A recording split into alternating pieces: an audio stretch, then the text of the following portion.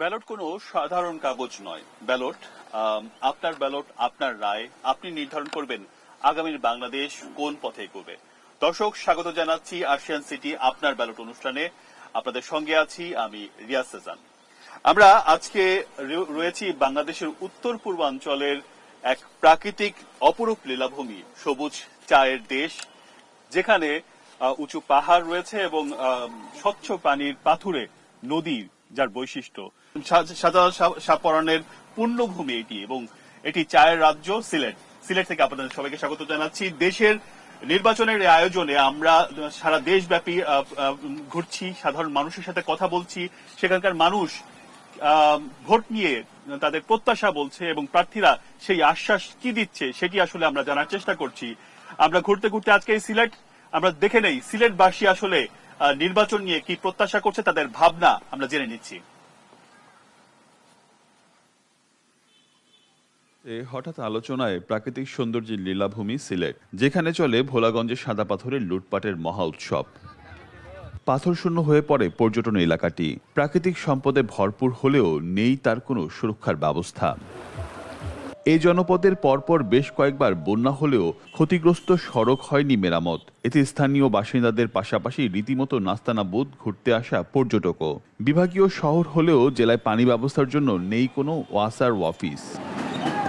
সংকটের সমাধান দিতে পারছে না সিটি কর্পোরেশনও। ফলে ভোগান্তি লাঘবে পানির সুষ্ঠু ব্যবস্থাপনার দাবি এখানকার ভোটারদের। বড় বড় বিল্ডিং হয়ে গেছে, ওরা ডিপ গাড়া, আমাদের ছোট ছোট যে টিপগুলো ওইগুলো পানি তেমন একটা ইয়ে করে না। সিলেট অনেক রাস্তা খারাপ, অনেক রাস্তা ভাঙ্গা, এই রাস্তাগুলো অন্য।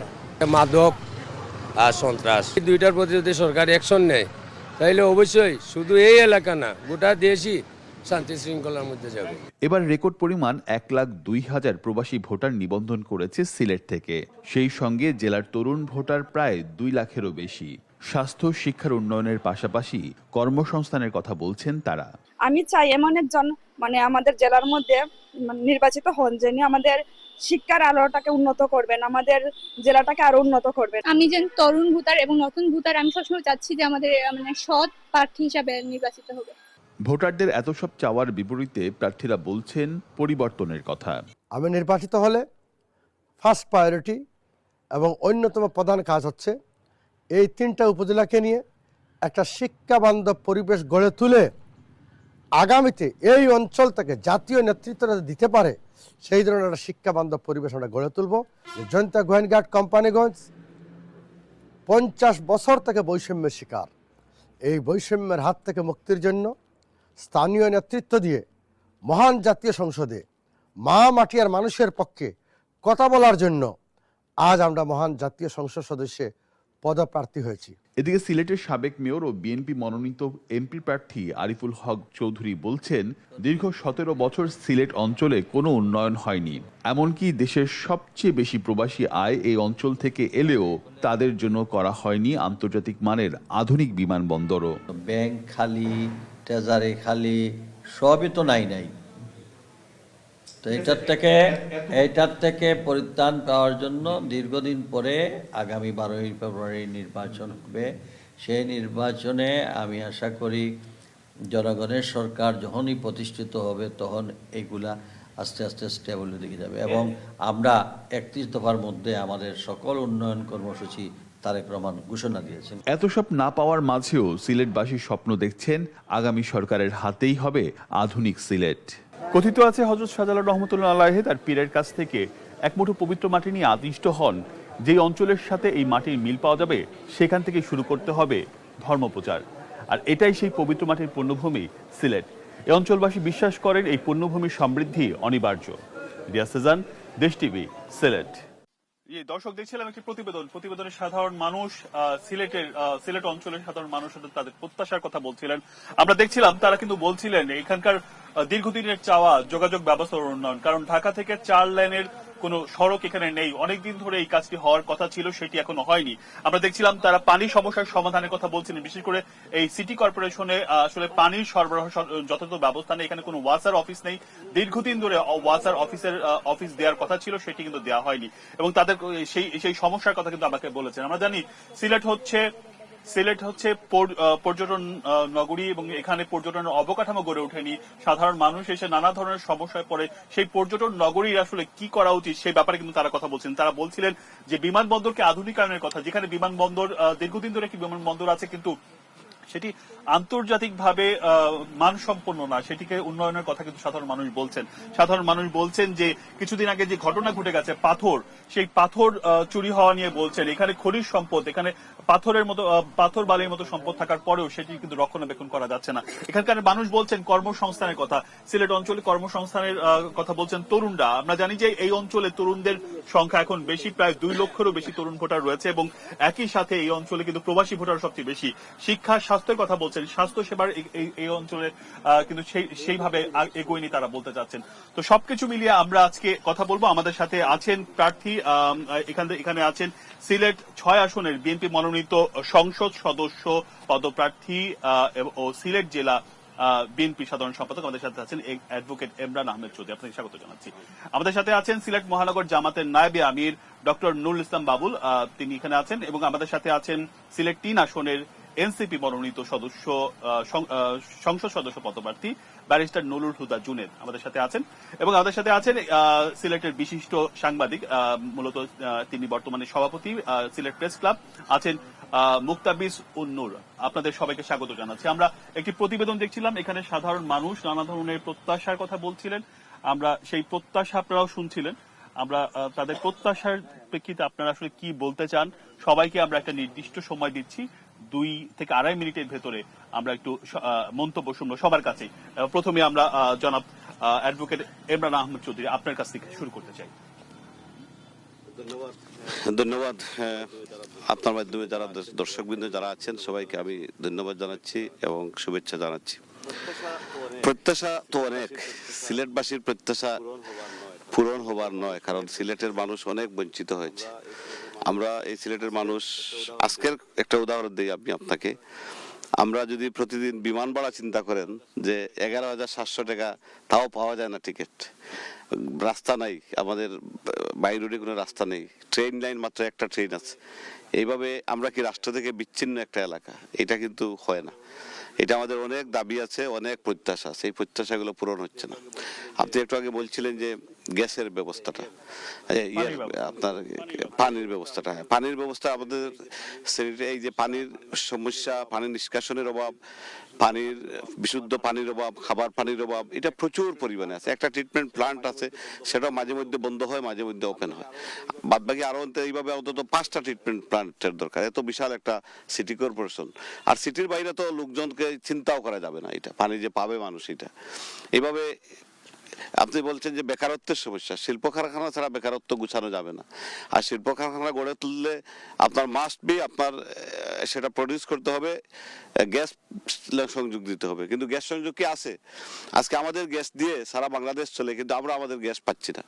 আমার এলাকা গোলাপগঞ্জ বিয়ানীবাজার, যেখান থেকে গ্যাস উৎপন্ন হয়, কৈলাস টিলার গ্যাসটুকু, সেই এলাকার মানুষ, এটা আমাদের নেত্রী বেগম খালেদা জিয়া 92 সালে বলেছিলেন যে গোলাপগঞ্জ এবং বিয়ানীবাজারে ঘরে ঘরে গ্যাস দেওয়া হবে, তার পরবর্তীতে ওইটা অন্য জায়গায় যাবে, বাংলাদেশের অন্য প্রান্তে। এটা আমাদের সাংবিধানিক আইনে নিয়মেই আছে যে যে এলাকার গ্যাস খনিজ সম্পদ থাকে তাদেরকে একটা অংশ ওই এলাকার লোকজন পাবে। কিন্তু আমাদের এলাকার লোকজন তো পাই নাই, এখন সমস্ত বাংলাদেশেই বন্ধ।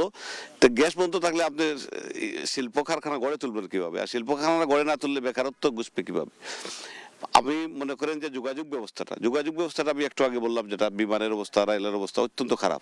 আপনাদের ঢাকা সিলেট একটা হাই 6 লেন হচ্ছে, কিন্তু 6 লেন হওয়ার মিনিং হচ্ছে আগের রাস্তাটুকু বন্ধ করে তারা 6 লেন করতেছে। এই জায়গায় এখন বাস আসলে মিনিমাম 10 ঘন্টা, 12 ঘন্টা, 14 ঘন্টা লাগে। এই যে অবস্থা, দুরবস্থা, এটা থেকে মানুষ উত্তরণ চায়।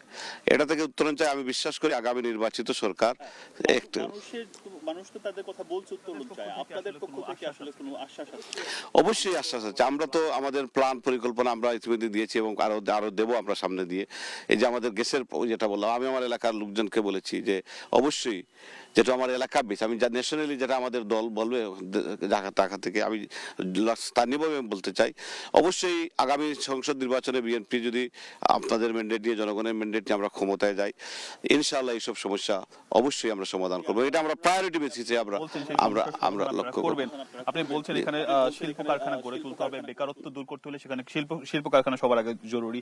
আপনি বলছেন যে গ্যাসের সংকট রয়েছে, বিশেষ করে এখান থেকেই বাকরাবাদ থেকেই গ্যাস যায় সারা দেশে, সেখান জালালাবাদ থেকেই যায়, সেখান থেকে আসলে আমরা এই অঞ্চলের গ্যাসের কথা আপনি বলছিলেন যে পানির কথার সেই ব্যবস্থা আপনারা করবেন এবং আপনারা সেই প্রত্যাশা দিচ্ছেন।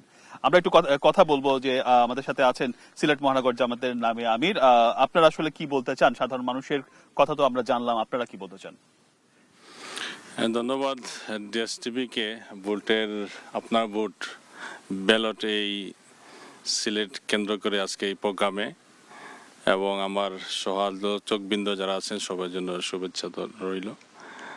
আমি বাংলাদেশ জামাত ইসলামী সিলেট মহানগরের পক্ষ থেকে আপনাদের ধন্যবাদ জানাই আমরা এই পর্যায়ে আমাদের দাওয়াত দেওয়ার জন্য। নির্বাচন যেহেতু ঘনিয়ে আসছে, সঙ্গত কারণেই আপনারা আপনাদের কাছে জানতে চাইবেন যে আমরা আগামী নির্বাচনে যদি আমার দল যদি রাষ্ট্র দায়িত্ব পায়, তখন যে সমস্যাগুলো আপনি এখানে তুলে ধরলেন সেই আলোকে আমাদের সমাধানটা কি বা আমরা কি চিন্তা করছি। আমার দল বাংলাদেশ জামাত ইসলামীর পক্ষ থেকে অচিরেই কিছুদিনের মধ্যে ম্যানিফেস্টো জাতির উদ্দেশ্যে প্রদান করবেন। যেহেতু জাতীয়ভাবে সেটা হবে, কিন্তু আমরা যে আঞ্চলিকভাবে চিন্তা করি তাহলে সিলেটের সমস্যাগুলো আমরা সেখানে লোকালি আমরা এটা তুলে দেওয়ার চেষ্টা করছি। আমাদের ঘোষিত 6টি আসনের প্রার্থীরা সিলেট অঞ্চলের সব জায়গায় যাচ্ছেন এবং যে বিষয়গুলো আমরা ফোকাস করছি, বিশেষ করে সিলেট একটা ঐতিহাসিক পবিত্রতম স্থান, অসংখ্য আউলিয়া কেরামের স্মৃতিদণ্ড এই সিলেট, এবং আপনারা যেখানে বসে আছেন চতুর্দিকে এই যে মনোরম পরিবেশ, আমরা এটা পাহাড়ের উপর বসে আছি, আমাদের সামনে আছে আমাদের সিলেটের ঐতিহাসিক ক্রিকেট মাঠ, এবং এই পুরো এলাকাটাই হলো চা শিল্পে গড়ে ওঠা এই এলাকাটা। আমরা প্রথমে চিন্তা করছি যে সিলেটের পর্যটন ক্ষেত্রে বাংলাদেশ জামাত ইসলামী যদি এই দেশের দায়িত্ব পায়, আমরা এটাকে সবচেয়ে বেশি গুরুত্ব দেওয়ার চেষ্টা করব। আপনারা জানেন যে সারা দেশ থেকে এবং দেশের বাইরে থেকে যদি কোনো পর্যটক বাংলাদেশে আসে, তাইলে ঢাকার বাইরে যে স্থানটা চয়েস করে সেটা হলো অন্যতম হলো সিলেট। এই সিলেটে আমরা এখন পর্যন্ত সেইভাবে পর্যটকদের জন্য কোনো সুন্দর পরিবেশ সৃষ্টি করতে পারি নাই। আমাদের যে ট্যুরিস্ট পুলিশ আছে সেভাবে ফাংশন করে না। যারা সিলেটে বেড়াতে আসে তাদের জন্য পর্যাপ্ত স্যানিটেশন এবং যে নিরাপত্তার বিষয়টা আমরা সর্বোচ্চ গুরুত্ব দেওয়ার চেষ্টা করব।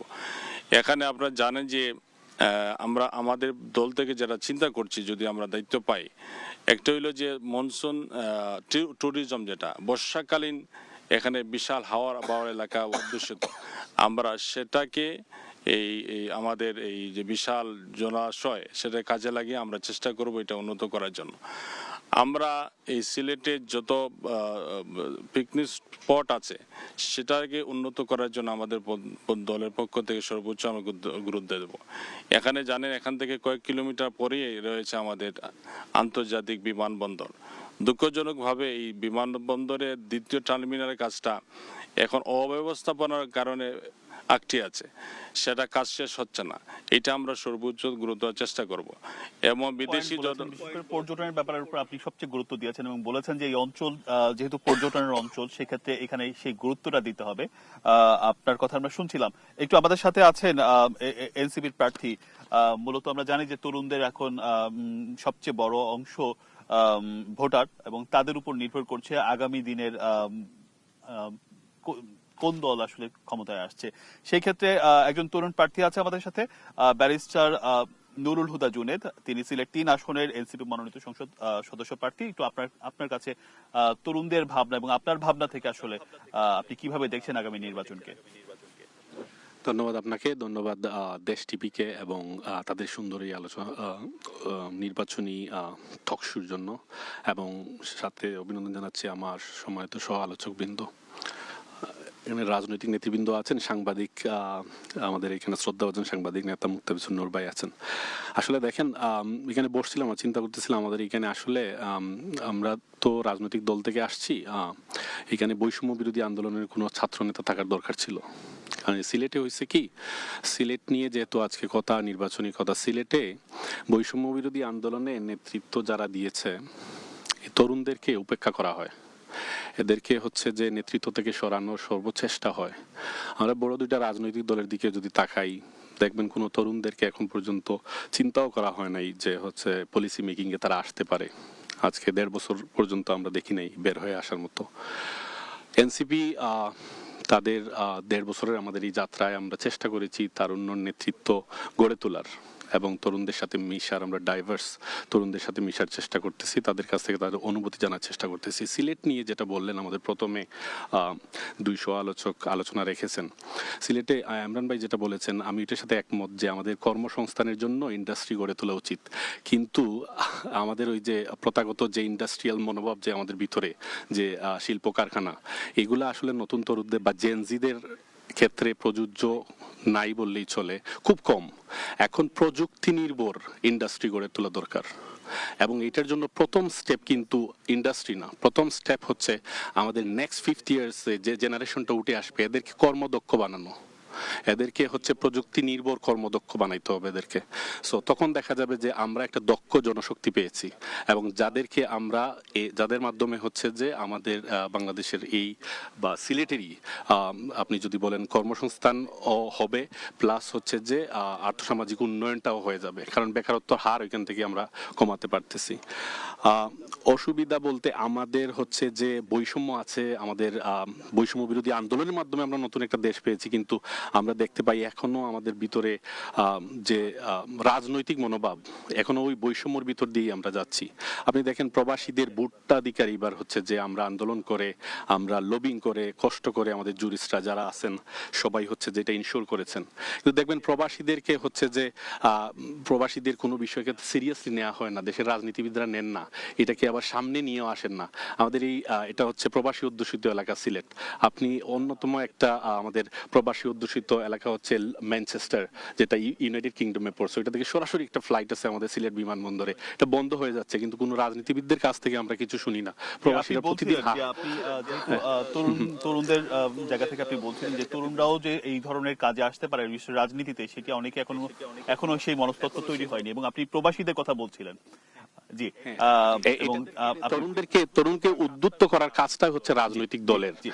এখন এনসিপি তো মাত্র সদ্য একটা জন্ম নেয় একটা রাজনৈতিক দল, আমরা সবসময় এক্সপেক্ট করি বড় রাজনৈতিক দল হচ্ছে যে তরুণদেরকে আমরা মনে করি যে আমাদের হাতে একটু আপনার জন্য সময়টা শেষ হয়েছে। আমরা একটু আমাদের সাথে আছেন মুক্তাবিজ উন-নূর, সভাপতি সিলেট প্রেস ক্লাব, একটু আপনার কথা মন্তব্য শুনতে চাই। দর্শক, আমরা আছি আশিয়ান সিটি আপনার ব্যালটে, এবং আমরা এখানকার বিশিষ্ট জন মুক্তাদির নূর তার সাথে কথা শুনছি। জি, ধন্যবাদ দেশ টিভি কর্তৃপক্ষকে এই ধরনের একটি আয়োজনের জন্য। ত্রয়োদশ জাতীয় সংসদ নির্বাচন এবং গণভোটকে সামনে রেখে আজকের এই আয়োজনে উপস্থিত রাজনৈতিক নেতৃবৃন্দ এবং সুধী সবাইকে আমি ধন্যবাদ জানাচ্ছি।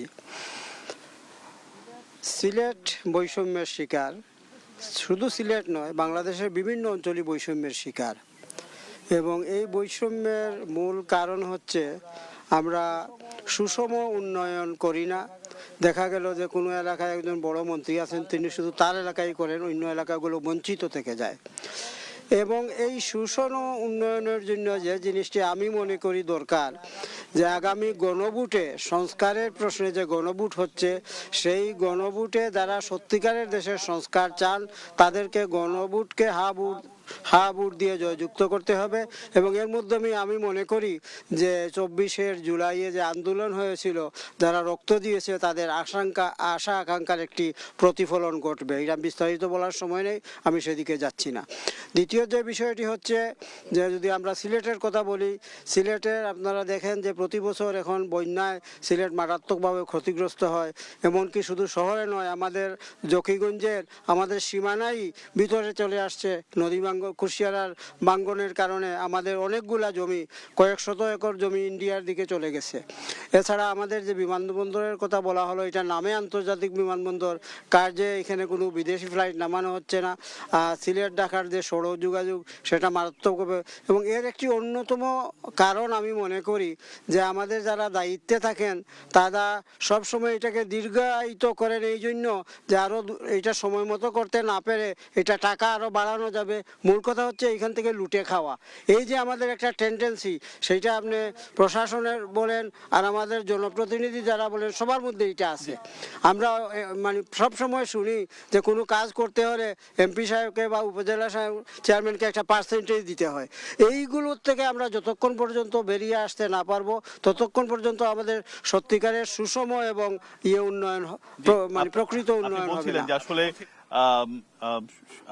বিভিন্ন সমস্যার কথা বলছেন এবং বলছেন প্রার্থী যারা আছেন, যারা এখানকার এমপি হবেন, তাদেরকে অবশ্যই আরো উদার হতে হবে এবং নির্লোভ ভাবে কাজ করতে হবে। দর্শক, আমরা আছি আজকে সিলেট জেলায় আছি, শুনছিলাম সিলেট জেলার যারা প্রার্থী আছেন তারা কথা বলছিলেন এবং এখানকার বিশিষ্ট জনরাও কথা বলেছেন। আমরা এখন সাধারণ মানুষ আমাদের সাথে এই অনুষ্ঠানে এসেছেন এবং তাদের মন্তব্য আমরা জানবো।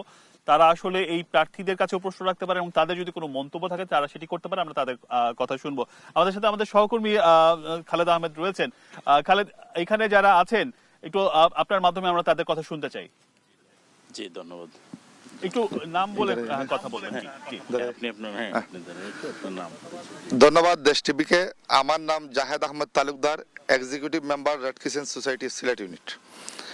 ইতিমধ্যে আমরা জানতে পেরেছি আমাদের সিলেটের যে সমস্যাগুলো, আমি সেদিকে যাচ্ছি না। সিলেট সবসময় বৈষম্যের শিকার হয়ে যাচ্ছে। এখানে বিএনপি, জামাত, এনসিপির মনোনীত প্রার্থীরা আছেন। আপনাদের কাছে আমাদের প্রত্যাশা হবে, আমরা আর আশ্বাস শুনতে চাই না, কারণ বিগত ফ্যাসিস্ট সরকারের আমলে দুর্ভাগ্যজনক হলেও 2 জন মন্ত্রী হলে পেয়েছি আমরা ঠিকই, কিন্তু সিলেটে কোনো উন্নয়ন হয় নাই, হয়েছে কসমেটিক উন্নয়ন। আমরা আপনাদের কাছে জানতে চাই, একজন সিলেটের নাগরিক হিসাবে সিলেটের উন্নয়নে আপনাদের কি ভূমিকা হবে? ধন্যবাদ। আপনি উন্নয়নের ভূমিকার কথা বলছিলেন, আমরাও মনে করি তারা অলরেডি বলেছেন, তারপর সংক্ষেপে বলবেন। একটু আরেকজনের মন্তব্য একটু শুনতে চাই। জি, ধন্যবাদ দেশ টিভিকে। আমার নাম শামসুল ইসলাম, আমি যুক্তরাজ্য প্রবাসী সাংবাদিক এবং দক্ষিণ সুরমা ফেন্সুগঞ্জ আসনের একজন ভোটার। আমি এখানে ইমরান ভাইকে দেখতে পাচ্ছি। আমি ইমরান ভাইয়ের কাছে সরাসরি আমার একটা প্রশ্ন থাকবে। আপনি সিলেট 6 আসনের প্রার্থী হলেও আপনি কিন্তু বিএনপির সিলেট জেলার একজন গুরুত্বপূর্ণ নেতা। আপনার কাছে আমাদের প্রশ্ন হবে, আমরা আশ্বাস শুনতে চাই না, যদি আপনারা ক্ষমতায় যান তাহলে আপনারা কত দ্রুত আমাদের যে ইন্টারন্যাশনাল এয়ারপোর্ট আছে তাকে সত্যিকার অর্থে এয়ারপোর্ট হিসাবে মানুষের কাছে তুলে ধরবেন? এটা আমরা স্পষ্ট আপনাদের কাছ থেকে প্ল্যান জানতে চাই। ধন্যবাদ সবাইকে। ধন্যবাদ দেশ টিভিকে। আমি আবু তাহির, ইউরো বাংলা বিজনেস অ্যাসোসিয়েশনের কোঅর্ডিনেটর, ফ্রান্স থেকে। আমি সরাসরি বলতে চাই যে আজকে এই অনুষ্ঠানের মাধ্যমে আমরা যে দাবিগুলো উত্থাপন করব, নেতারাও সেই দাবিগুলো উত্থাপন করেছেন। তার মানে আমাদের একটা কনফিউশন, যারা জেনারেশন আছেন বা প্রবাসী আছেন, এক্স্যাক্টলি সিলেটবাসী আসলে কার কাছে দাবি জানাবে। যেহেতু আমার এবং আমার নেতার দুজনেরই দাবি এটি, সুতরাং আমাদের প্রথমে বুঝতে হবে যে আমরা দাবিটা আসলে কার কাছে জানাচ্ছি। এবং বৈষম্যের শিকার শুধু বলতেই আছি। স্বাধীনতার পরে এ পর্যন্ত কোনো রাজনৈতিক দলের সুনির্দিষ্ট পরিকল্পনা আমরা দেখি নেই। সবাই বলে কর্মসংস্থান নেই, সবাই বলে আমাদের এয়ারপোর্টের সমস্যা, সবাই বলে শুধু। কিন্তু আমি এখন আমার নেতাদের উদ্দেশ্যে বলতে চাই যে এই নির্বাচনের আর মাত্র 1 মাস আছে বাকি।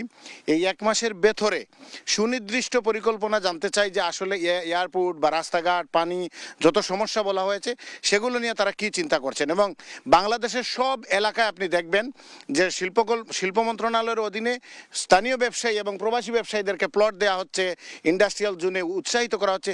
শুধুমাত্র সিলেটের নাম কিন্তু আপনি শিল্প মন্ত্রণালয়ের আন্ডারে নাই। তার মানে কি আমরা নেতৃত্বহীন, বা আমাদের সমস্যাটা কোন জায়গায়? এই পয়েন্টে আমাদের নেতারা যদি কাজ করেন সেক্ষেত্রে সিলেটবাসী উপকৃত হবে। ধন্যবাদ। আরেকজন আছেন। ধন্যবাদ দেশ টিভিকে। আমি আইল্যান্ড প্রবাসী, আমার নাম শামীম আহমদ। আসলে যখন রেমিটেন্স দরকার হয় তখন আপনারা আমাদেরকে রেমিটেন্স যোদ্ধা বলেন, কিন্তু আমি যখন ঢাকা আসি এয়ারপোর্ট দিয়ে সিলেট আসার জন্য তখন মনে হয় হতভাগা প্রবাসী।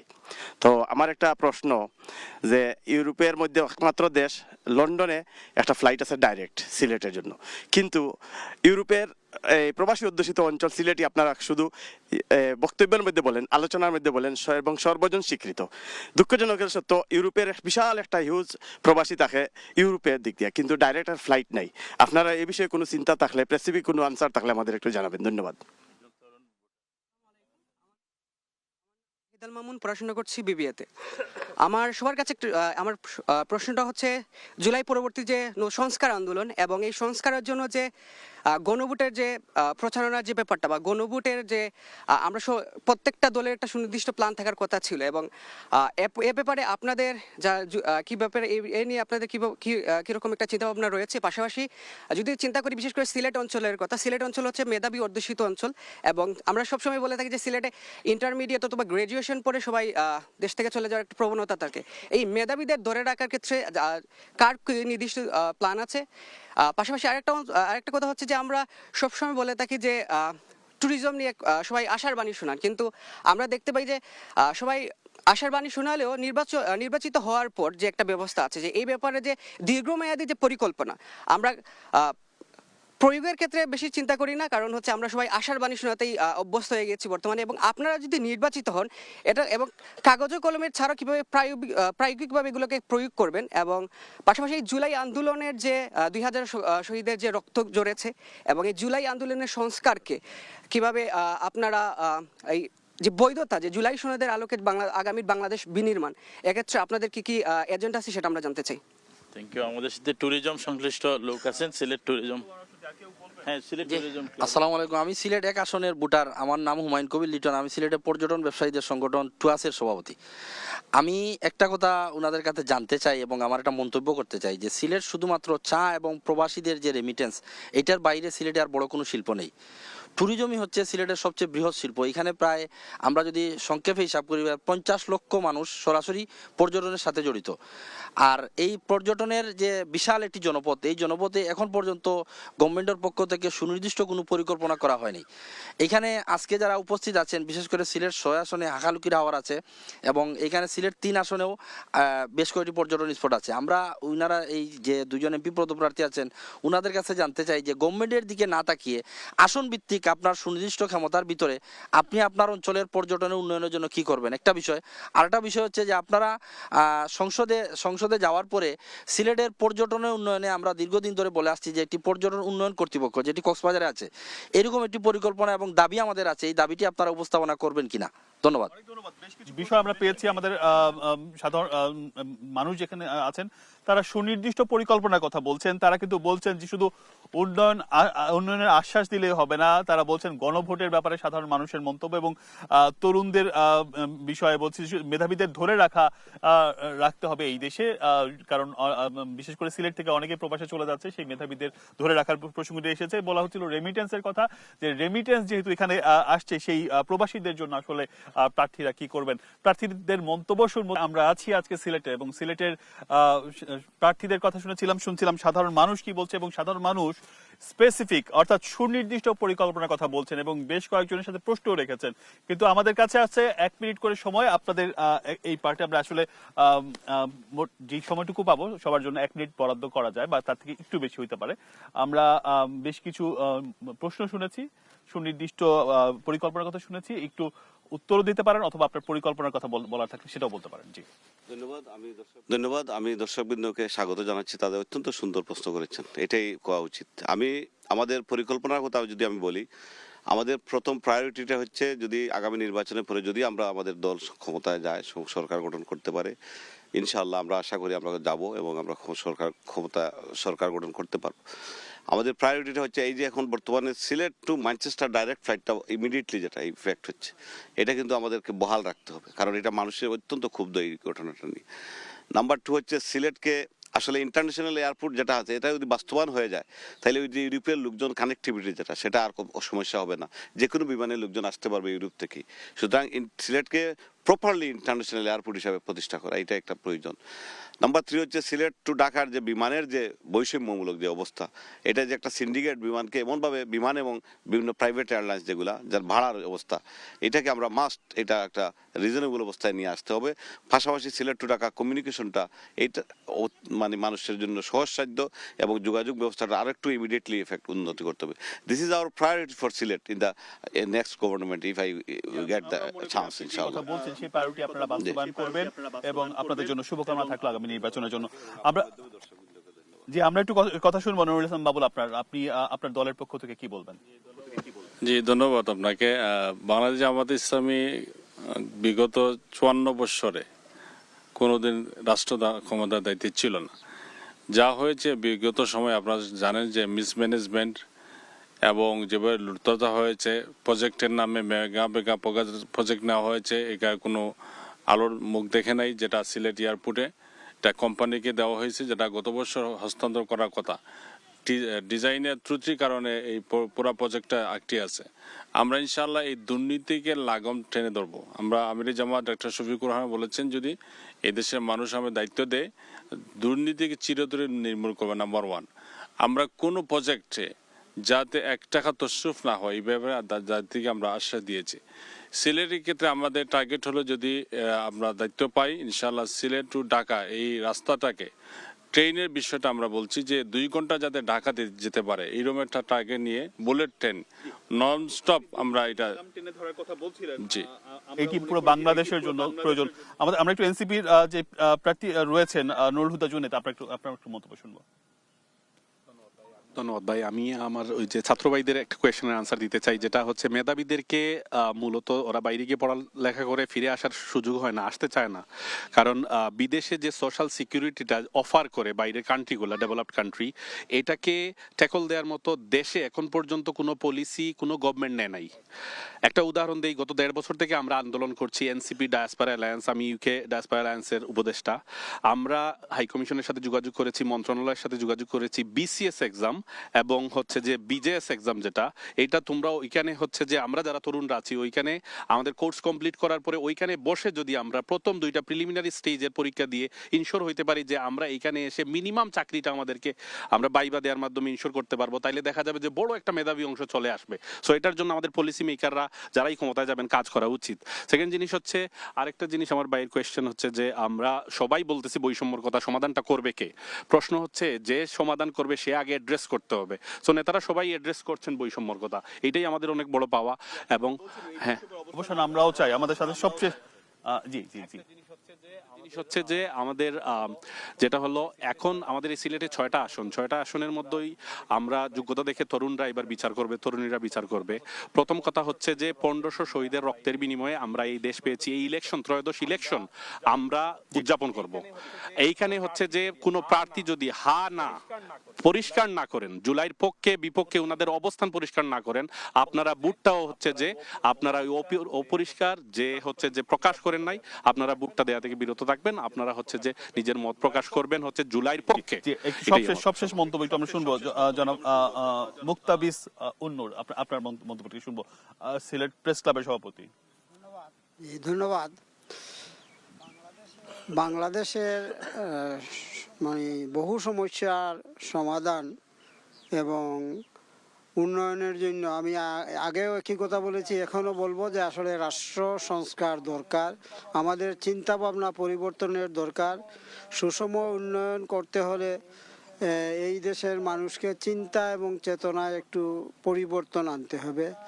আমরা শুনি যে যে যায় লঙ্কায় সেই হয় রাবণ। আমরা রাবণদের দেখতে চাই না, আমরা সত্যিকারের গণমানুষের প্রতিনিধি এবং সত্যিকারের যারা দেশের উন্নয়নে কাজ করবে, সেটা যে দলেরই হোক, আমরা ভালো মানুষকে আগামীতে আপনার এই রাষ্ট্রের দায়িত্বে দেখতে চাই। আমরা চাই তাদের মাধ্যমে এই দেশের সমস্ত দেশে, শুধু সিলেট নয়, সমস্ত দেশের সুষম উন্নয়ন। আপনাকে একটু থামাতে হচ্ছে কারণ আমাদের হাতে একেবারেই সময় শেষ। অনেক ধন্যবাদ আপনারা সবাই আমাদেরকে সময় দেওয়ার জন্য এবং আপনারা যারা এসেছেন সবাইকে ধন্যবাদ জানাচ্ছি। দর্শক, দেখছিলেন আশিয়ান সিটি আপনার ব্যালট। আগামীকাল আবারও নতুন কোনো জেলা